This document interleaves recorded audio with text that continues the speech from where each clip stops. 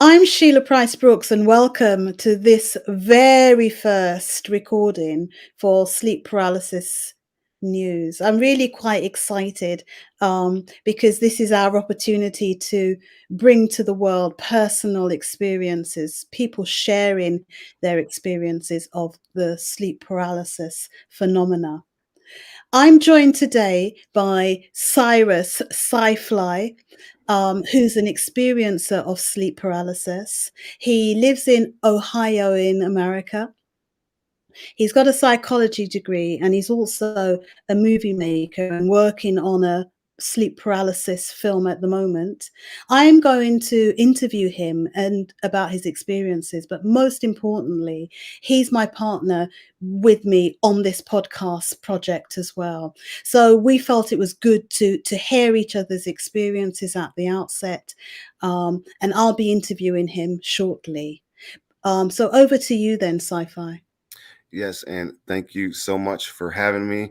I reached out to Sheila years ago. We finally got connected. We've been talking about this for a very long time. Sheila's a PhD researcher of sleep paralysis, and she's a teacher as well.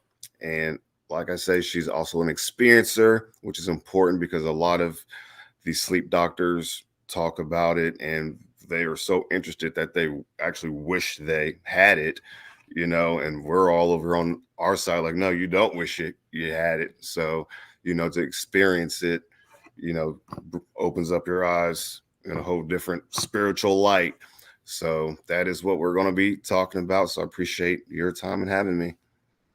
Wonderful, wonderful. Thank you, Cyrus. So let's get the ball rolling. Let's talk about your experiences and what you went through. When did they start? I was, I, as the earliest memory is probably around 11 or 12 years old.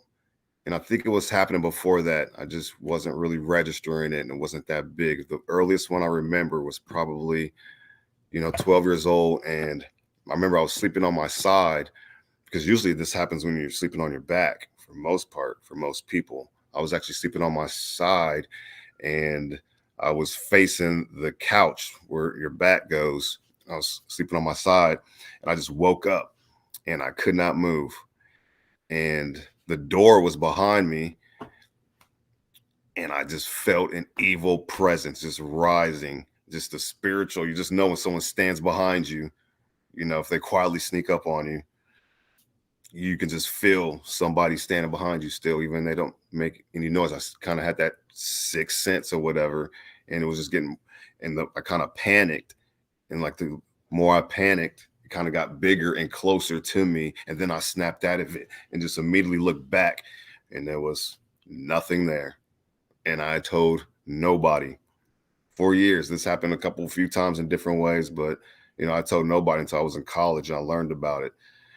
And so I was like, oh my goodness. All right. So I'm not as crazy as I thought. So where are you at now with it? Are you still having the experiences? Nope. They stopped back in 2006 when I became a Christian. So that is when I found Jesus. They stopped. And that's been a lot of other people's testimony. And that might not be the answer for everybody. There's going to be different solutions. But, as we get deeper into it, I think you'll see why that's the answer. This is probably straying a bit, but did you seek Jesus, as you say, as a solution to the episodes, or was it just happened to be a coincidence? Nope. My biggest experience, I can't give too much details because I'm going to tell it on a grander scale one day. My scariest, most fearful, the day before that I was reading my Bible and I forget the scripture. I got it written down somewhere, but it says, even demons submit to the name Jesus. And that's a scripture in the Bible. And I've had this terrifying experience, and that's the first thing I thought of. I could not move, and I could not speak that. I couldn't speak it because I was paralyzed, and it's the only thing that I was thinking in my head at the time. And I was finally able to just say Jesus's name, boom, it just vanished. Everything just went, and I haven't had it experience ever since. So is that all in my head? Is it all spiritually, psychologically in my head? Like, man, I've studied other religions and everything. So, you know, it is, there is a sense of, if you think a certain word, the word cookies will make it go away. If you truly believe that, it may work for you in those instances where people are having demonic attacks, and whatever you believe in is what you're giving power to. So I do understand that aspect, that, that is what I put my power into, Jesus, in that moment. And so, like, yeah, we have a lot to discuss, because I know you're into understanding spiritual experiences as well. Great. Tell us, did you ever see anything, or did anything ever touch you, or did you have any of those kinds of experiences? Nope, just only dark, evil presences, getting closer to me. I know other people have experienced like something on their chest a lot, or things choking them. I've never felt anything. I've never seen anything. I have hallucinated. You can call it hallucination, but it was as real as, boy, that wasn't a hallucination to me. So I haven't seen anything, but I've seen the hallucinations of almost like wind, like a hurricane in my room, and things were just moving. And until I got out of it by saying Jesus, but I didn't see any dark figures. A lot of people see dark figures, but the other thing that's in common is, the doorway. There's always like everyone's story, like someone was in the doorway or someone opened the door. In my experience, there's someone just like that presence coming in through a door. So that's a pretty familiar thing. And when you open your eyes, do you remember looking around or seeing anything during the when it was happening? Yeah, my eyes were open the whole time. Just my mouth couldn't move. And then, I was hallucinating. Like posters on the wall were just like flapping around. And it looked like a hurricane in my room. And then, but I didn't see any presence, like I said. So I said, I said Jesus, and it all just calmed down. Everything like returned to its normal state, but I didn't like wake up and flicker my eyes. Like I just saw it and everything. That's why I was like as real as it can be. What a hallucination. DMT is amazing. If you had a choice, would you rather not have had those experiences? Oh, I'm so glad. It is a gift. It is a gift, because then, this only happened to me about 5 times that I can remember, from age 12 to 25 or whatever. So it is a gift to understand that there's a spiritual side to life now, because we don't know what happens when we die. It's one of our biggest questions in humanity. So this is my confirmation to myself personally. Like, there's a spiritual side. I know that.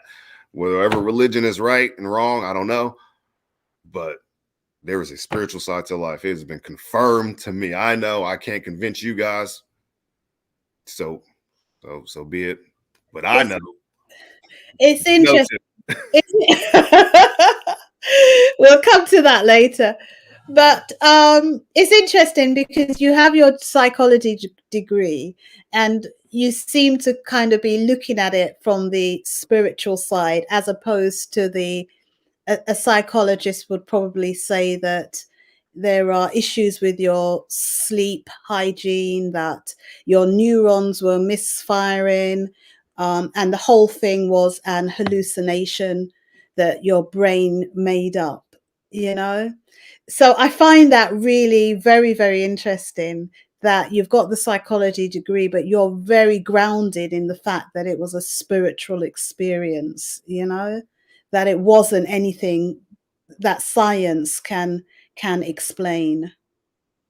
Yeah, and that is one thing I feel like we got to stop doing, is separating science from spirituality or God. Like, God created science, everybody.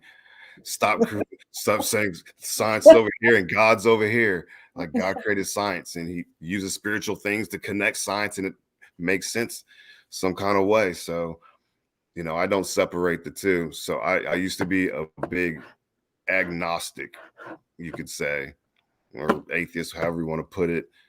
And so I was able to become religious from that. So I understand how agnostic people think. So I can help them. I can answer those questions because I had to convince, like, I'm not believing in things just for, I need double proof on everything. So I got my testimonies. And so I understand that, God works with science. Like I was saying, you don't have to separate the two. That's awesome. I thank you very much for sharing your experience with us today. It's been really a pleasure speaking to you and hearing about what you went through. I'd just like to do a shout out to say that if you're listening and if you have ever experienced sleep paralysis, we'd love to get you on the show and hear your experience and hear your story as well. And if you'd like to do that, just have a look at the comments below, or there's an email address that may have just flashed up on the screen. Just send an email to info@sheilapricebrooks.com, and we'll get something set up for you so that we can share your story too. Thank you once again, Sci-Fly, and we'll be seeing more of you. Thank Yes. you. Thank you, Sheila, for your time. We'll do this again. All right then. See you, Wonderful. everybody. Thank you. Bye.